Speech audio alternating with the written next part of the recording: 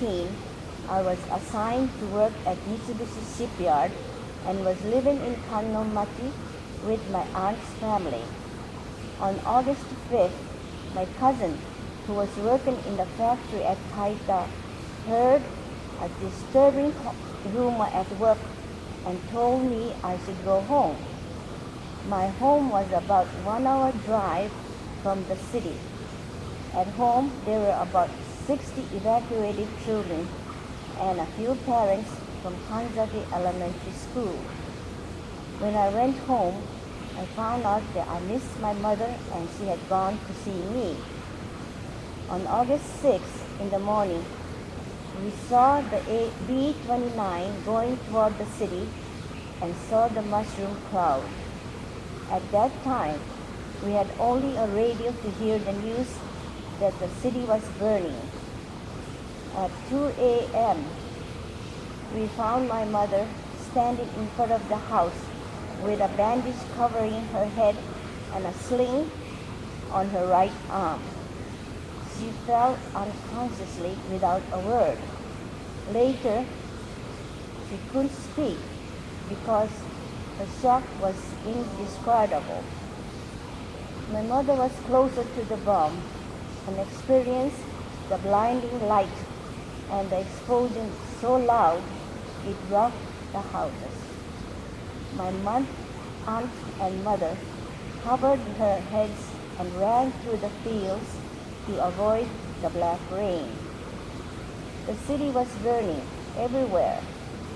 Mother walked along the track toward Yokogawa station for first aid and treatment and saw many bodies on the track crying for water and help.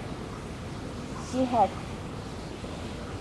broken window glasses in her head and her fingers were broken bent to her arm.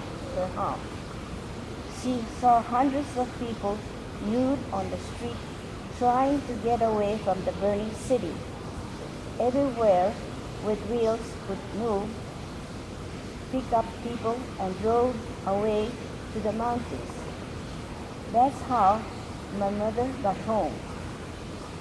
A few days later, my father and I came to the city to find the whereabouts of a 14-year boy who had been with my mother's home.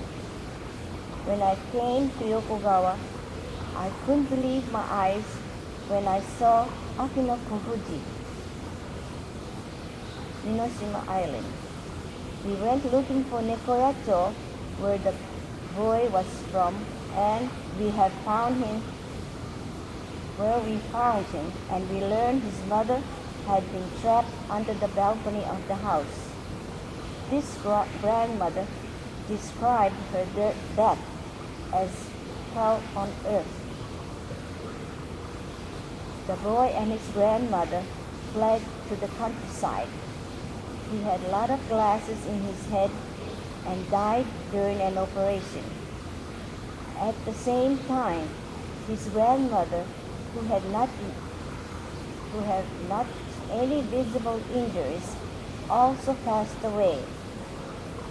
Many patients lying on the hospital had worms crawling all over the bodies.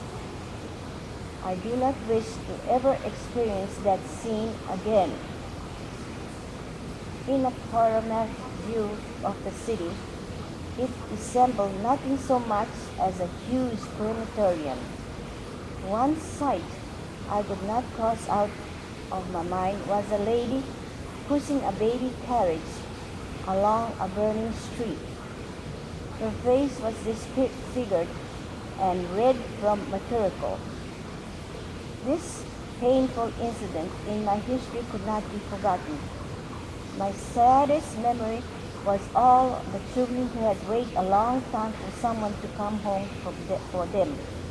I hope they all were able to make their way in the world. I also lost my brother in this war. He loved baseball and his girlfriend. He was a great peacemaker. I wish everyone could work toward peace. Thank you very much.